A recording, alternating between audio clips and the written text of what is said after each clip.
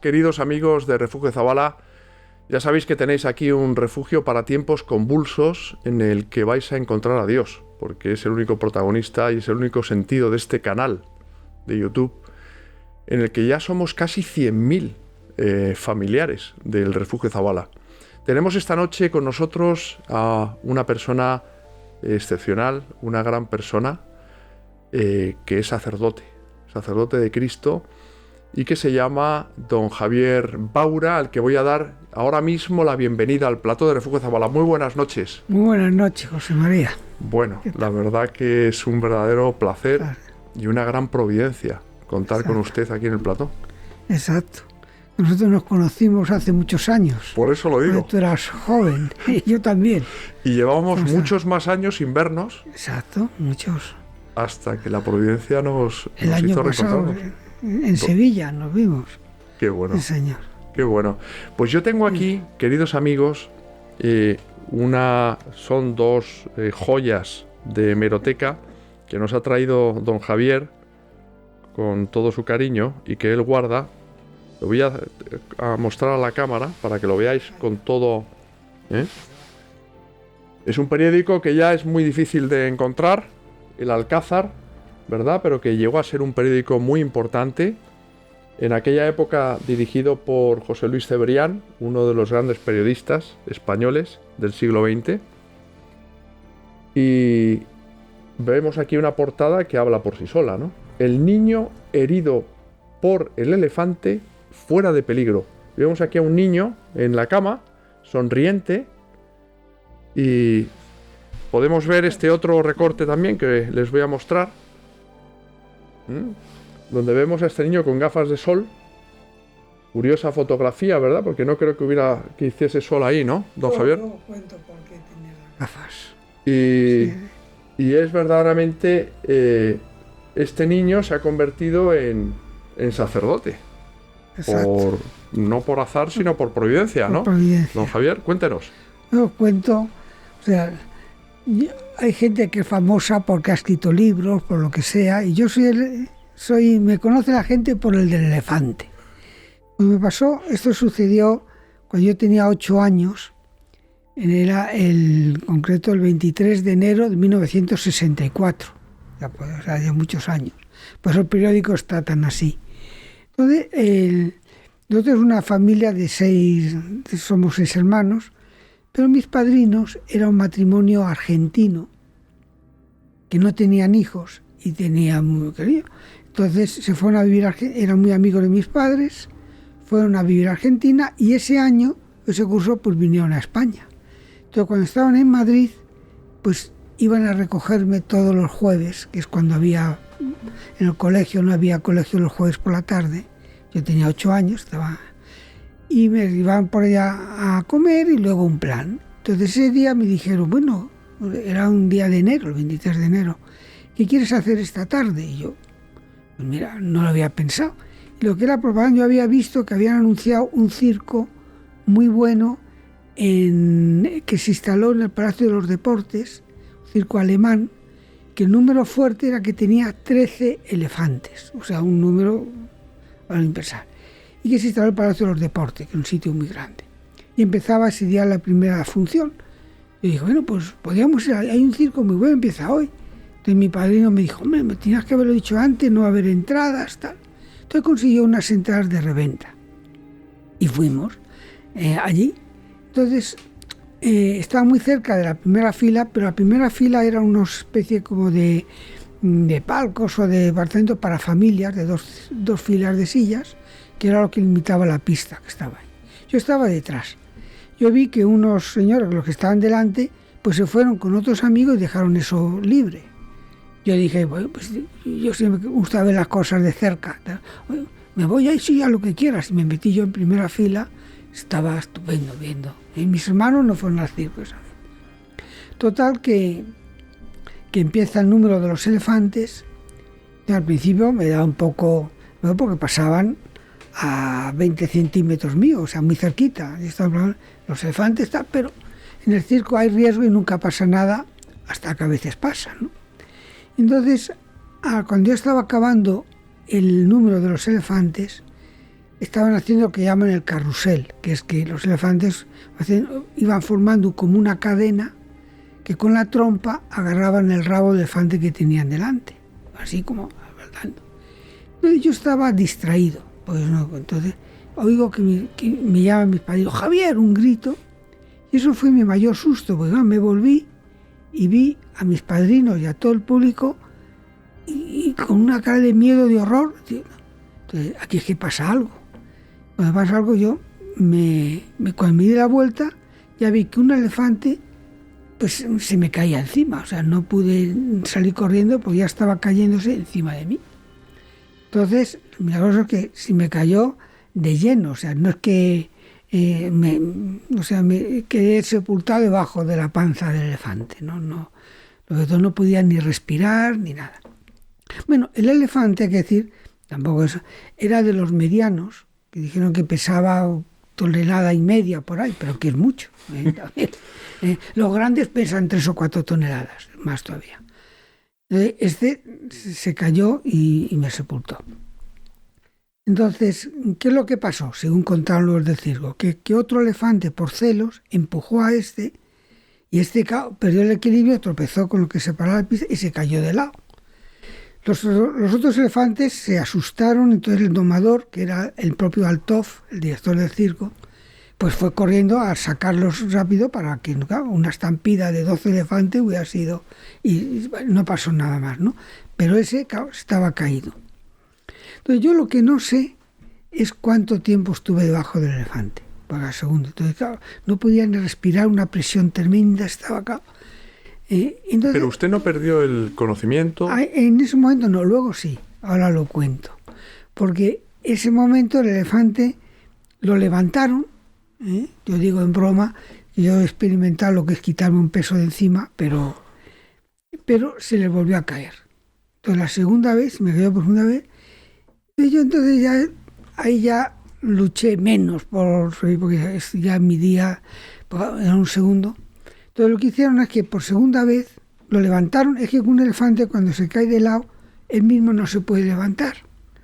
Pues no tiene agilidad, no, si se cae tumbado, ¿no? Entonces lo levantaron por segunda vez y un empleado del circo se metió un poco debajo y me dio un tirón tan fuerte para sacarme que fue cuando ya perdí el conocimiento. Me dio un golpe en la cabeza contra algo duro y ya me perdí el conocimiento. Eso fue lo que pasó en el circo. Entonces, claro, ese circo, como era la primera función del ese, pues había ido entonces el diario, que era un vespertino, por la tarde el diario Alcázar, fue a hacer un reportaje del circo y por eso sacó la exclusiva. Entonces yo me acuerdo que unos años después tenía una charla con el director de ese, que era José Luis Cebrián, que luego fue director de ABC y de Europa Press y más, una periodista importante, entonces era un periodista joven, que era el director, pues contó como en una ocasión consiguió un premio mundial de reportaje, que fue eso, que estaba en la redacción del periódico, y dijeron, mañana, ¿qué hacemos? Y tal. Entonces uno dijo, ¿por qué no mandamos a un fotógrafo que haga un reportaje del circo y empieza mañana? Entonces él, que era el director, dijo, bueno, pues si es que un diario tampoco, si fuera una revista, pero no había muchas cosas, bueno, pues vamos a mandarlo, tal, ¿no? Entonces efectivamente sacaron un reportaje de todo el número de los elefantes, de tal, los sacó y los pusieron como en exclusiva, como una primicia, que decía el titular no tengo el diario del día siguiente, del 24 de enero, estábamos allí, la dramática caída de Artek, así se llamaba el elefante, captada por la cámara de nuestro fotógrafo Porras. Eso era importante, que estaban allí, que tal. Y luego, claro, eso lo contaba sin saber que yo estaba ahí delante. Digo, pues el elefante era yo, hombre. Entonces me consiguió unas fotos. Ah, no lo sabía. No, sí, entonces fue en el Molino Viejo, fue en una charla. Entonces, así, una sorpresa y tal. Y luego me consiguió las fotos, que lo tengo aquí, ya ampliadas en fotos, no en las del periódico, ¿no? Y por eso, bueno, pues esa fue la historia, ¿no? Entonces yo cuento también para ver la gravedad, porque estuve más allá que para acá, o sea que los médicos no dieron ninguna esperanza a mis padres, hasta pues tenía rotura de vísceras, estaba como aplastado de De fractura, como era muy joven, solo tuve fractura del tímpano izquierdo y del cráneo, de la base del cráneo, del golpe que me dieron, ¿no? Pero costilla, eso nada, ¿no? Pero sí tuve, pues eso, como reventado, no estaba muy mal, ¿no? Con la tensión y tal. Hasta que de repente, pues gracias a Dios ¿Estuvo ingresado usted? Sí, claro, mucho tiempo. Yo cuento para que vean la verdad y también una anécdota también de la confesión. Que yo cuando estaba ahí, mis padrinos estaban en un estado de shock y no pudieron, ni daban el teléfono ni nada de mis padres para avisarles. Entonces lo primero, cuando recobré el conocimiento, estaba en la clínica del Palacio de los Deportes, ahí en urgencia, pues fue lo primero que vi, ¿sabéis lo que fue? Un sacerdote. Caray. Tenía yo 8 años nada más, ¿eh? Y el sacerdote era un buen salesiano que había ido con los de su colegio a ver la función, lo que sea, y al ver un herido grave, pues fue para allá. Y me preguntó, que si me arrepentía de mis pecados. Yo dije que por supuesto. ¿Usted había hecho la primera comunión ya? Sí, la había hecho el año anterior. Entonces lo hice con 7 años, como se hacía entonces. Y entonces, pues, dije que sí, entonces me dio la absolución y ya. Y nada. Y luego ya me pidió el teléfono de mis padres, que lo sabían, lo dije. ¿Le dieron la unción de enfermos? Eso yo creo que ya no. Eso, pero qué sí. increíble. Entonces Es impresionante la experiencia. Claro. Primero la experiencia que, usted, gracias a Dios, nunca mejor dicho, vivió para contarlo. Claro. Pero luego el hecho de que usted viese, cuando recobró el conocimiento, a un sacerdote delante de usted que le confesó y le dio la solución. Y este buen hombre, pues pensaba, y ahora le tenemos a usted que es sacerdote. Claro. Y este buen sacerdote, pues yo conocí la historia también luego, porque yo ya no le vi más. Entonces pensó que me habían mandado al cielo, que no, porque cuando pasaron 15 o 20 días, pues apareció, tuvo que hacer un viaje, este sacerdote, iba en el tren, entonces el viajero de delante iba leyendo el Alcázar, ¿no? Que en primera página ponía eso, ¿no? El niño herido de elefante fuera de peligro. Entonces, pues me deja el periódico, lo leyó y no se lo creía. Y fue a verme a casa de mis padres cuando yo había salido, cuando consiguió la dirección, fue a verme, muy cariñoso, y me dio una estampa de San Juan Bosco para que rezara y qué tal. Bueno, claro, era salesiano.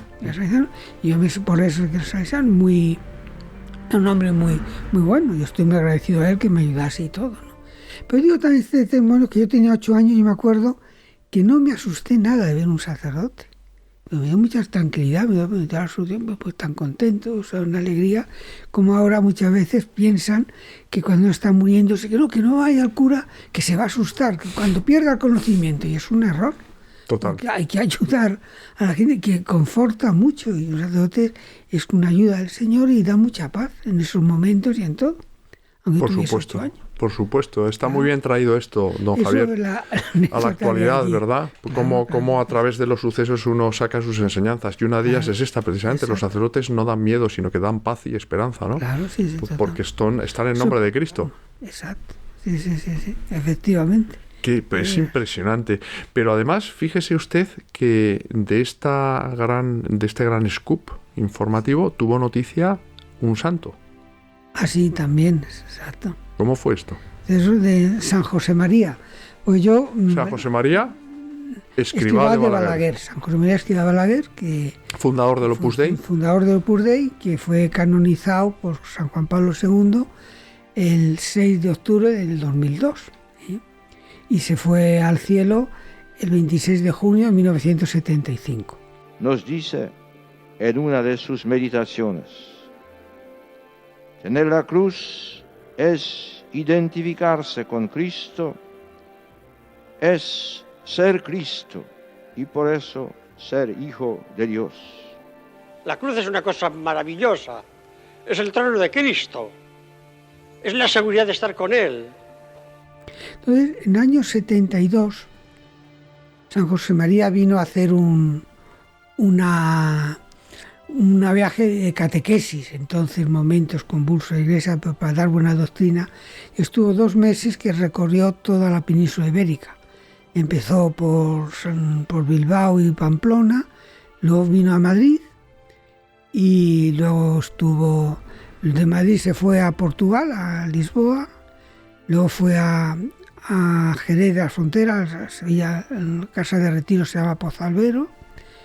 Desde allí luego fue a Valencia y luego a Barcelona. Estuvo 2 meses teniendo tertulias con mucha gente y tal. Año 72, tenía usted 16 años, más o menos. 18. Bueno, 18 años. 16. Y entonces yo estaba viviendo en un colegio mayor que está en el Montalbán, se llama así, que está en el mismo edificio donde está la Comisión Regional del Opus Dei, es donde residía San José María cuando hacía sus viajes, cuando estaba en Madrid. Entonces subía muchas veces a tener tertulia con los del colegio mayor, estamos ahí, ¿no?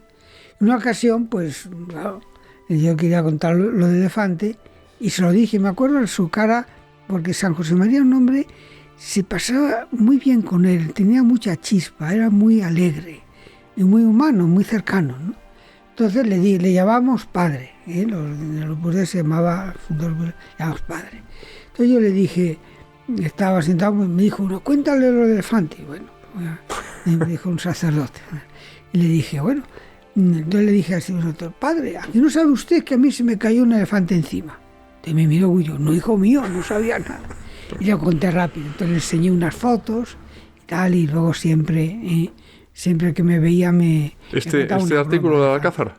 No, las fotos. Que no el periódico, no se lo pude dejar, sino las fotos que me había conseguido con Luis Cebrián, el director del Alcázar, ampliadas. Que había mucho cariño, me miraba y tal. Luego siempre que me miraba me recordaba eso, ¿no?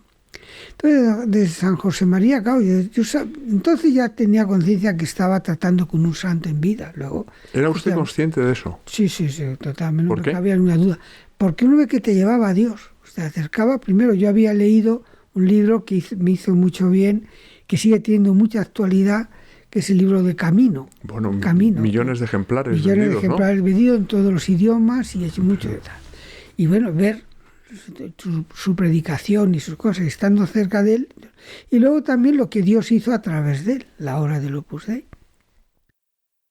Es significativo. Yo no sé si quieres, hablando de eso. ¿Qué le llamaba más la atención de San José María?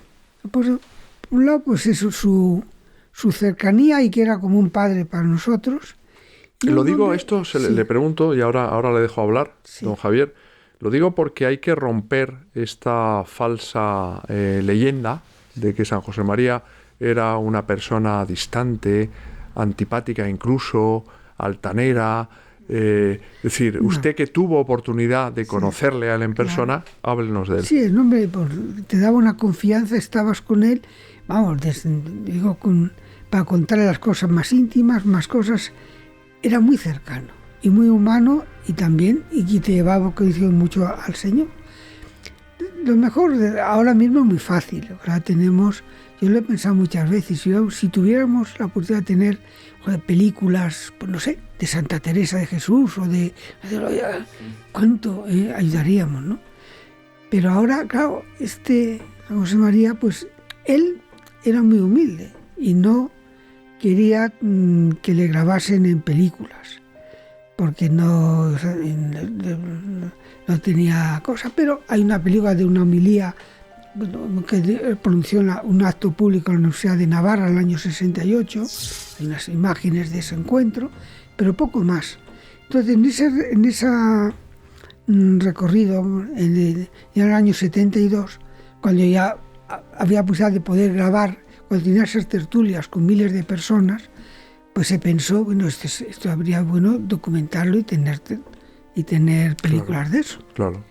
Es que es impresionante el testimonio gráfico de un santo. Porque de oído sí. Yo me acuerdo la primera vez se grababa a lo mejor en cinta magnetofónica muchas de las tertulias o su predicación, estaban grabadas en y luego se traspasaban al lenguaje escrito, y había muchas de esas, ¿no? Pero películas no.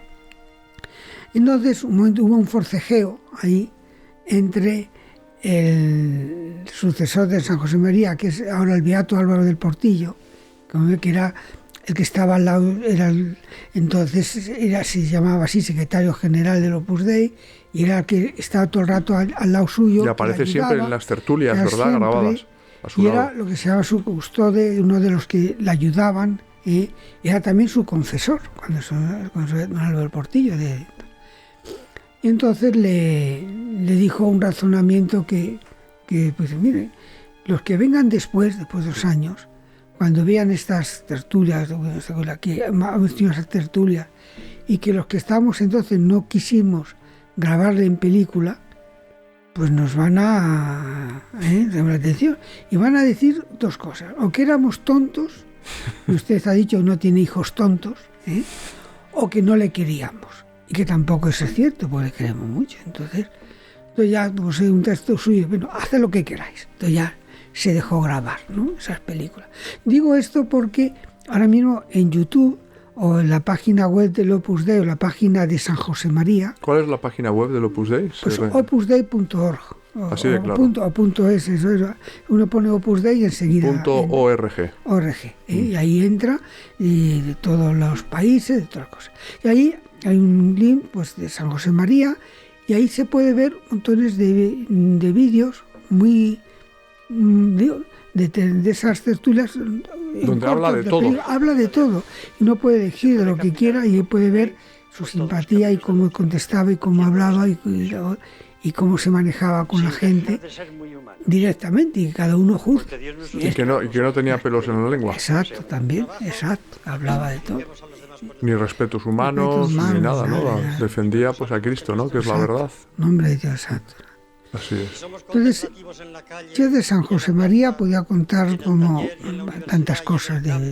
Está canonizado y ha sido un estudio de todas las virtudes. Y decía 2 cosas. Una, y cuenta también a Urdaneta, uno ve su fe con un don de Dios que le había recibido y había aumentado, porque él, cuando Dios le hizo ver el 2 de octubre de 1928 que fundase el Opus Dei, tenía 26 años nada más, vio todo lo que tenía que hacer y que le superaba a sus fuerzas humanas completamente. Pero veía que era una cosa de Dios. Entonces, no, pues si Dios lo quiere, Dios lo hará, yo no. Y se fiaba mucho en la acción de Dios. Y eso llevó a emprender pues esas locuras desde el principio, que ahora ha salido un libro tal, Historia del Opus Dei. Se puede ver ahí cómo nació y cómo se fue extendiendo, pero con una fe grande, ¿no?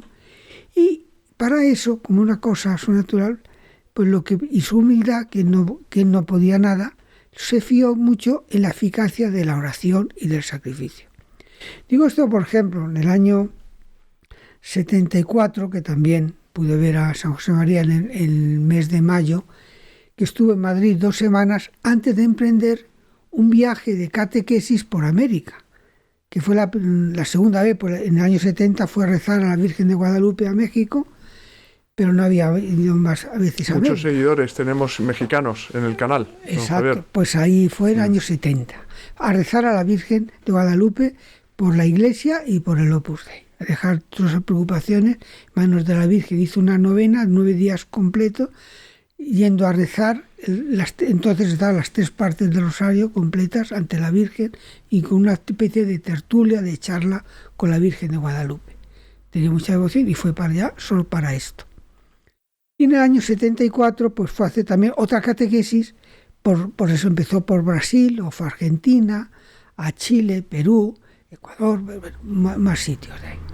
Entonces, me acuerdo de la fuerza, yo me quedé grabado porque los chicos jóvenes, indispersos, que fue una vez, subió por la sala de estar, estaba en la 6ª planta, pues digo, subió a estar de tertulia con nosotros y dice: vengo a pediros oraciones por la catequesis, por el viaje que vamos a hacer a América. Sin vosotros, en vuestra oración, no haremos nada.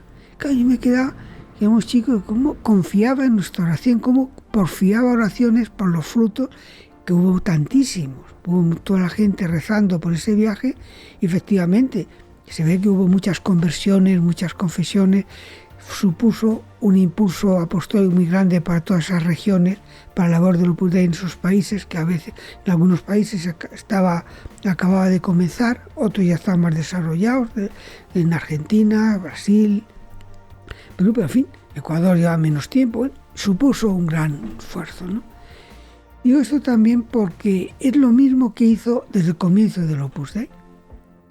Él se confiaba, él dedicaba mucho tiempo, entonces los primeros años, en los años 30 y finales del año 20, cuando él llegó a Madrid el año 1927, sacerdote joven, se había ordenado el año 1925, o sea, entonces fue a atender mucho a las personas más necesitadas, a los pobres y enfermos de Madrid.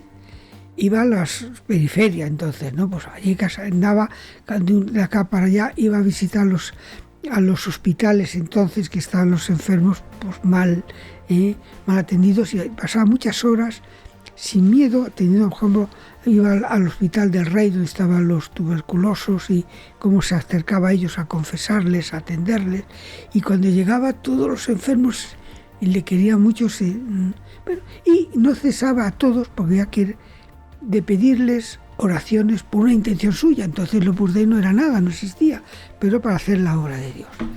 Y cómo le pedían, porque tenía mucha fe. Él escribió en Camino que la oración de los niños y de los enfermos era más agradable a Dios. Tenía mucha confianza en la eficacia de la oración de la gente que está sufriendo, que ese dolor, si uno lo une a la oración de Cristo, pues tiene mucho valor, mucha eficacia. Y le pedía esto. Bueno, hay muchas anécdotas de esto. Pero qué importante es esto. Están escritas. Don Javier, esto que está diciendo, ¿no? El inmenso poder de la oración, el que a veces, muchas veces yo el primero, no tenemos la fe suficiente para creer que realmente lo que nosotros rezamos por los demás, tarde o temprano da fruto, ¿no? Claro.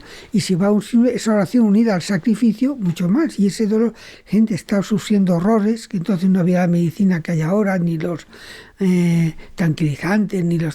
Gente, unas enfermedades graves que morían con grandes dolores y lo ofrecían por esta intención. Él contaba una anécdota, porque sí iba a punto, de una ocasión, pues una pordiosera, pues fue a pedirle limón, había un cura, somos atracción, y San José María era paupérrimo, no tenía nada. Para mantener a su familia, su padre había fallecido unos meses antes de ordenarse sacerdote, era ya diácono, pero entonces él era la cabeza de familia, tenía que sacar adelante a su madre y a sus dos hermanos en vida, a Carmen y Santiago. Y entonces un sacerdote pobre que llegaba a Madrid, un sitio, iba diciendo, entonces daba clases en una academia él había hecho otra carrera de Derecho y de Periodismo, y clases particulares, se podía, y una tarea pastoral inmensa, y no paraba de trabajar. En una ocasión eso pues le pidió limosna a esta persona, y él no tenía dinero, iba andando de un lado para otro, pues no tenía dinero ni para el tranvía. Y además es verdad que tenía una o dos sotanas nada más. Entonces yo creo. Una. Que se aumentaba y tal, porque no tenía para más cosas. Pero en fin, eso está tomado en los libros, en su biografía está escrito todo esto. Para mí lo que quería contar era, le pidió, entonces San José María siempre atendía con mucho cariño, sobre todo a los pobres, pues veía ahí a Cristo y que eran los preferidos del Señor, los atendía mucho. Y le atendió con mucho, hija mía, no tengo nada que darte, no tengo nada, pero lo que tengo te lo doy con todo cariño. Que es la bendición, le dio la bendición. Un sacerdote, tenemos esa riqueza, no tenemos dinero, y se quedó muy impactado, no recibió nada con él, pero recibió la bendición del sacerdote. Un buen regalo. Un buen regalo. Y le dijo, y además, te voy a pedir a ti. Te pido que reces todo lo que puedas, por una intención que es para mucha gloria de Dios. Esta buena mujer, y quedó así, y ya se fue, y nada. Entonces, pasado un mes o una semana, en el Hospital Provincial de Madrid, cuando estaba visitando a los enfermos, vio que estaba esta pordiosa, la reconoció enseguida. ¿Qué haces aquí, hija mía? Estaba en la cama con una enfermedad muy grave, estaba ya diciendo. Entonces le dijo a la pobre, pues, ¿cómo se entiende? Usted me dijo que pidiese al Señor por intención y que le diese al Señor todo lo que tuviese. Y como no tenía nada, pues le di mi vida. San José María se quedó impactado Hija mía, haz lo que quieras, yo voy a pedir por tu corazón, pero si te vas al cielo, sigue pidiendo ahí por esta obra, de esta intención. Y efectivamente falleció enseguida esta pobre mujer, debido a eso. Pero como sea una persona, ¿qué tal? Al ver con qué cariño le pedía oraciones, pues esta mujer que no conocía de nada a San José María, pues le ofreció su vida. Y San José María pues rezaba por esta mujer todos los días, claro. Qué barbaridad, que es impresionante esta anécdota, ¿eh? Claro, bueno, más así.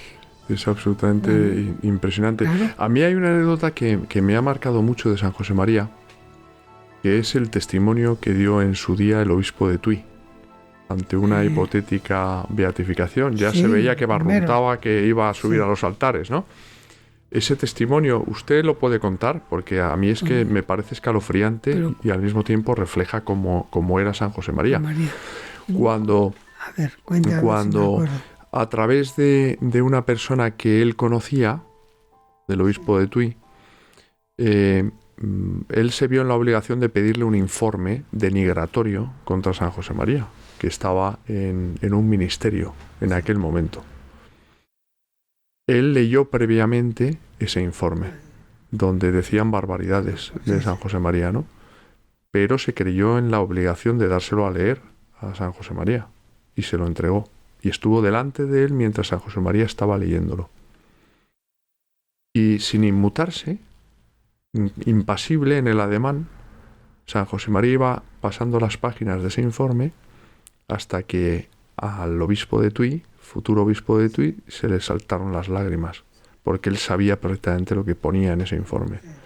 Cuando terminó de leerlo, con una inmensa paz, le dijo: mira, todo lo que se dice aquí, gracias a Dios, sobre mí es mentira, pero soy capaz de hacer cosas mucho peores. Toma, coge el informe, dáselo a tu amigo para que no tenga problemas y que lo deje donde estaba. Eso, verdaderamente, si alguien leyese un informe en contra de él, el cuerpo le pediría romperlo en 1000 pedazos. No, sobre todo que se dijeron muchas barbaridades. Eran los años que Dios, a los grandes santos y las pues ha permitido muchas contradicciones y muchas persecuciones de todo tipo, de gentes de la Iglesia y gente que no entendían. Él hablaba de la contradicción de los buenos. Siempre rezaba por ellos, los que le atacaban, los que difamaban, pues dijeron, pero pensaba que Dios se servía de eso. La contradicción de los buenos. Así lo llamaba. Bueno, y siempre rezaba por ello y pensaba que, bueno, gente, está todo ahora documentado y todo escrito también en las biografías y en la historia del Purdey, que no entendían la hora, que pensaban que eso de ser que puede ser santo y muy amigo de Dios sin ser cura y sin irse a un convento y nada, sino como son la mayoría de los cristianos, y viven en el mundo, se casan, tienen hijos, están... Bueno, pues esos, por el hecho del bautismo, tienen la misma obligación de ser santos que los sacerdotes, que los obispos, que los papas, que todos, ¿no? Porque es lo importante. Bueno, y eso pues llamaba, que fue como la idea central del Concilio Vaticano II, la llamada universal a la santidad y todo el mundo. Y, claro. Y por eso decía San José María que para entender el Opus Dei lo mejor era fijarse en los primeros cristianos, de los 3 primeros siglos, que fueron no solamente los apóstoles, los que difundieron el cristianismo, eran los cristianos de a pie, que hacían apostolado pues, con sus conocidos, con los vecinos, con los amigos, con tal, y con ese testimonio, esa alegría que tenían por recibir a Dios, pues se fue difundiendo. El Espíritu Santo pues fue, y en 3 siglos el Imperio Romano, pagano, ateo, pues se convirtió en un imperio cristiano.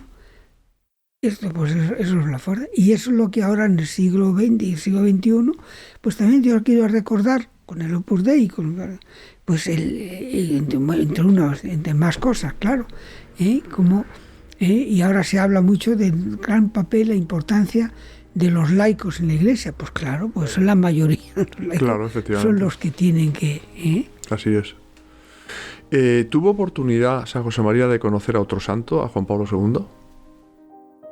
¿A Juan Pablo II quién? ¿San José María le conoció personalmente? No, yo creo entonces sería porque San José María estuvo viviendo en Roma ¿desde qué año? Desde el año 46. 46. Que fue al final hasta... Pero Wojtyła, entonces... Wojtyła le conocieron, fue a estudió teología charla. dogmática en el año 47-48, Wojtyła, en el Angelicum, en Roma. Roma, sí. Estaba viviendo entonces San José María sí, allí, ¿no? pero no claro. coincidieron, era un sacerdote joven Wojtyła y él no coincidieron.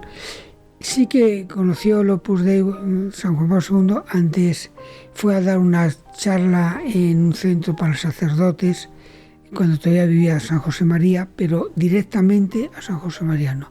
Lo que sí sé, que el San Juan Pablo II, antes de ser Papa, fue algunas veces a rezar ante los restos de San José María en Vilaté, donde está la iglesia de Santa María de la Paz, donde están los restos, fue a rezar allí. Y conocía a otras personas de la obra, pero al propio San José María no.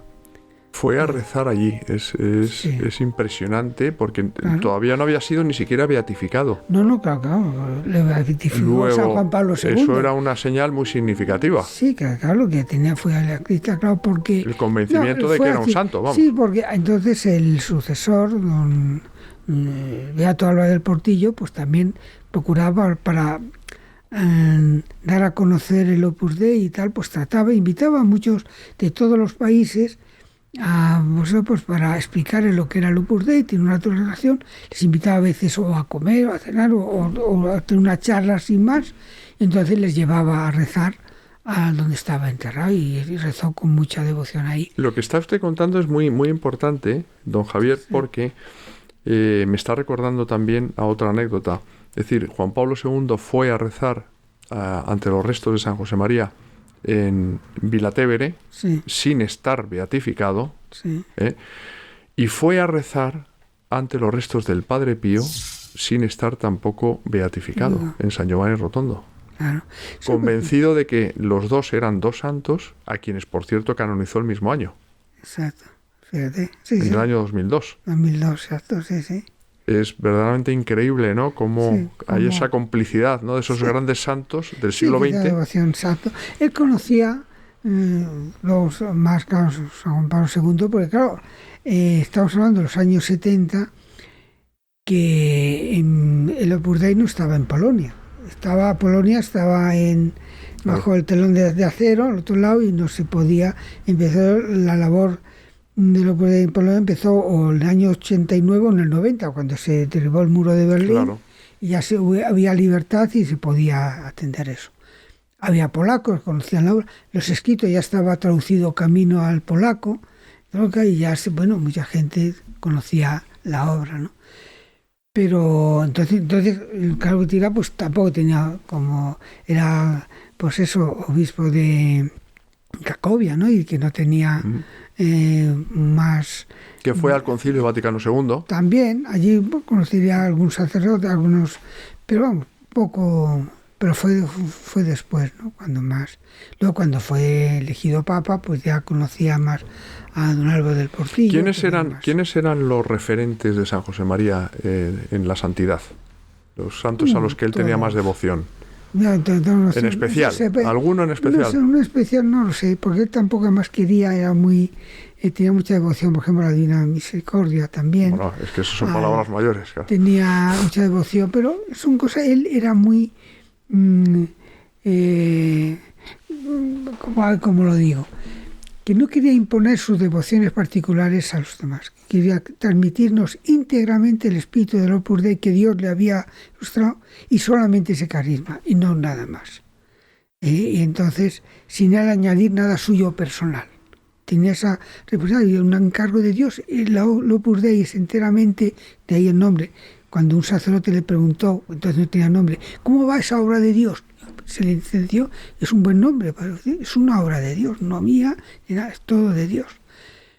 Entonces él no quería, de todas maneras, viendo sus escritos en camino, pues cita muchas veces a San Ignacio de Loyola, a Santa Teresa de Jesús, a San Juan de la Cruz, a los grandes santos, tenía mucha devoción. Luego tenía mucha devoción, por ejemplo, al santo cura de Ars, a muchos santos intercesores del Opus Dei, que San Nicolás de Bari para las necesidades económicas, que eran muchas, también Santo Tomás Moro, que dio acción. A todos estos santos tenía una visión muy universal, ¿no? ¿A quién más? Pues no lo sé. Él había vivido, conocía muy bien los escritos también de los padres de la Iglesia y tal. Bueno, San Agustín, Santo Tomás de Aquino, todo.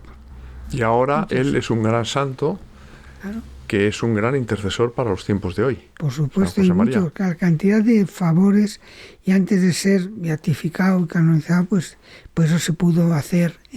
Gente que sin conocer de nada lo ponía nada, veían la estampa, veían la imagen, esa cara también simpática, atrayente, y se movían por el Espíritu Santo a pedir a Dios a través de San José María, y bueno, ya por eso en todo el mundo montones de favores de todo tipo, de curaciones, pero sobre todo lo que él también quería, los favores de espirituales, de conversiones, de acercarse más a Dios, muchísima gente, bueno, ha ayudado muchísima gente también a arreglar matrimonios, montones de... Es impresionante, estaba haciendo usted alusión, ¿no?, a esa estampa, ¿no?, de San José María, donde aparece esa fotografía suya, ¿no?, con esa mirada que te traspasa el alma, ¿no?, te llega a lo más hondo del corazón, ¿no?, y esa oración, ¿no?, de San José María, que yo recité muchísimas veces cuando mi padre estuvo en el lecho de muerte, ¿no?, y al final, bueno, pues la señal es que mi padre tenía que morir para que se salvase otra persona, ¿no?, que era San Juan Pablo II. Le ofreció su vida por él, como usted sabe, don Javier. Y recuerdo todavía, tenía yo entonces 19 años, esa oración de tantas veces y tantos días y noches que la recé, ¿no? Y es una maravilla. Yo aconsejo a todos nuestros seguidores a que recen esa oración, a que pongan sus intenciones en manos de este gran intercesor, que es San José María, que nos conduce a Dios. Y es muy importante, ¿no?, no perder de vista que los santos son nuestros amigos que nos ayudan, ¿no?, a serles fieles a Cristo, y en los momentos duros, ¿no?, que todos tenemos. Obviamente. Ya comprobarán cómo les ayuda. Es verdad, y además los grandes milagros, ¿no?, que se producen por su intercesión, porque los milagros, aclaremos, los hace Dios, a través de personas, santos en este caso, son los milagros del alma. Es decir, las personas que dan un vuelco a sus vidas, ¿no?, a través de la confesión, por ejemplo, ¿no?, hincándose de rodillas en el confesionario, de que hablábamos antes, ¿verdad? Al principio, usted con 8 años, sí, ¿verdad? Sí. Esa confesión con el sacerdote salesiano. Sí. Y... No sé si te acuerdas, también hablando de la confesión y de la devoción a la Virgen, también otro capítulo pues sería para cómo él al final de su vida, cuando también se hablaba de que Rosario, la devoción a la Virgen estaba desfasada, que no era, pues quiso también, con la ayuda de la gente de todo el mundo, un santuario en honor de la Virgen en Torre Ciudad. ¿Te acuerdas? En Huesca, ¿verdad? En Huesca. No sé si muy cerca de Barbasto, de su localidad natal. Barbasto, sí. Que se inauguró precisamente el 7 de julio de 1975 con un funeral, porque acaba de morir San José María por él.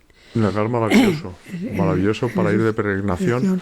Exacto, que nosotros hicimos un viaje, ¿no te acuerdas? Porque eso es un fenómeno, sí, claro que me acuerdo, don Javier, pero es un fenómeno típicamente español. Uno tiende a irse, que está muy bien, yo he ido a Fátima, a Lourdes, pero uno no pone los pies a lo mejor en el Pilar, donde se apareció la Virgen en carne mortal al apóstol Santiago, o en el santuario de Torre Ciudad, en la provincia de Huesca, que es un lugar maravilloso, por cierto, repleto de confesionarios. Exacto, lo que voy a decir. Por eso que San José María, ¿por qué fue allí? Pues bueno, también porque la Virgen de Torre Ciudad fue a la que le invocó su madre cuando San José María tenía 2 años, tuvo una enfermedad mortal que el médico decía que se iba a morir.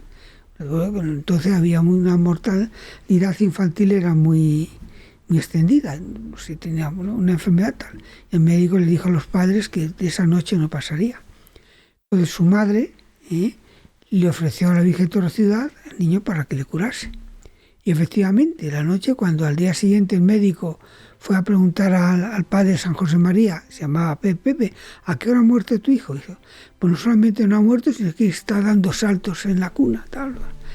Y no se lo creía el médico. Entonces la abuela, pues en plan pues cumplió la promesa y fue entonces, porque entonces no había carreteras ni nada, pues estaban unos riscos en el Valle del Cinca, donde está la ermita, que es una imagen del siglo XI, me parece. Desde entonces tenía una ermita muy pequeña. Tal. Entonces allí, en los riscos, pues los años 50 se conoce que entonces ya la devoción, bueno, estaba la gente de la zona, pero muy pequeña, ¿no? Y entonces pues se consiguió por los permisos de la iglesia y de tal, pues en los terrenos, para levantar ahí junto a la ermita, que se reconstruyó la ermita, y se restauró también la imagen de Virgen Torcia, un gran santuario, que ahí lo que quiso poner esa comunidad era 50 confesionarios, porque quería que aunque hubiese favores también de milagros, de curaciones, de cosas, lo que quería es que la gente se acercase a Dios. Y la Virgen, su mayor es acercar a las almas a su Hijo Jesús, lleva eso. Y efectivamente, gracias a Dios, es un sitio que se confiesa mucha gente, milagros maravillosos. Y luego además uno no tiene excusa ahí para no confesarse. Claro, siempre no, es que no hay confesionarios, es que no hay sacerdotes y tal, sí. no. Hombre, no se utilizan los 50 cuando hay, por ejemplo, ahora estos días de Semana Santa, yo he estado muchos años ahí llevando en los oficios, pues van gente joven de toda España, y va mucha gente, se llena el santuario y tal, y entonces pues es que a veces iba a confesar y íbamos sacerdotes de todos los sitios y llenábamos los 50 confesionarios confesando. Caray, gente. Eso es un espectáculo. Sí, claro, la gente haciendo cola y bueno, y deseosos y tan contentos, ¿no? Qué maravilla, qué maravilla. Qué a gusto estoy aquí con usted, don Javier, de verdad.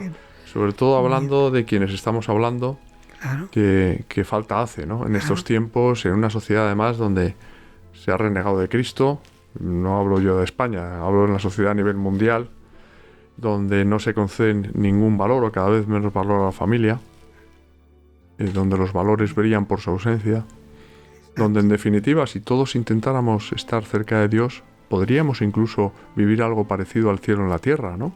Preocupándonos por los demás, en lugar de mirarnos al ombligo, ¿no? Exacto, eso es verdad. Que tampoco es tan difícil. Es cuestión de tener buena voluntad y poner los medios. Poner los medios y confiar mucho en el Señor. Estamos ahora también en Semana Santa a ver cómo lo que ha hecho Dios por nosotros. Que envía a su único Hijo de Dios, que es Dios, que se hace hombre para tomar Él, coger todos nuestros pecados, nuestras miserias, hacerlas propias y pagar por nosotros. Y sufrir todo eso lo hizo gustosísimamente para salvarnos, porque no hay nadie que nos quiera más que Dios nuestro Señor. Nos quiere, y eso es una maravilla. Eso es increíble, es un gran misterio, ¿verdad? Cómo fue capaz Dios Padre, en su infinita bondad, enviar a su Hijo a ser crucificado como un vulgar delincuente, ¿no? Es impresionante. Pues, don Javier, la verdad que voy a despedir esta conversación, que no entrevista, con esta portada, ¿verdad?, que mostraba al principio de don Javier. Está más rejuvenecido aquí en esta imagen, pero todo empezó con la historia de un elefante. Exacto. La providencia actúa también. Claro, pues ahí las gafas y... es verdad. Nos dijo que nos iba a explicar por qué esta foto de las gafas. Y se me ve en las otras fotos que tengo los ojos hinchados, porque una de las secuelas también del accidente era que en principio no había, o sea, como si me hubieran dado 2 puñetazos en los ojos, ¿no? Tenía unos hematomas grandes y entonces me molestaba mucho la luz. En el médico me dijo que no me entrara la luz cuando tenía la habitación del hospital en la oscura, pero cuando se encendía la luz pues me ponía esas gafas para que no entrara la luz sin más. Pues me molestaba mucho, eso es. Pues amigos, queridos amigos de Refugio Zabala, la verdad es que os hemos traído, como habéis tenido oportunidad de comprobar, otra historia impresionante al programa, que os va a hacer recapacitar, como a mí, el primero, cómo es tan importante, ¿no? Estar cerca de Dios y cómo Dios actúa. Las cosas se producen por causalidad, no por casualidad. Como esta historia de Javier Baura con el elefante, ¿no? cómo el Señor le preservó, le hizo que viera a un sacerdote salesiano cuando tenía 8 años, que le confesó, y acabó siendo sacerdote, ¿no? El Señor hace las cosas así, a pesar de nosotros. Pues seguramente veréis muchas veces este vídeo porque extraeréis muchas enseñanzas y os daréis cuenta también del valor que tiene San José María Escrivá de Balaguer como gran intercesor para unos tiempos en los que hace falta estar cerca de Dios y ayudar a los demás.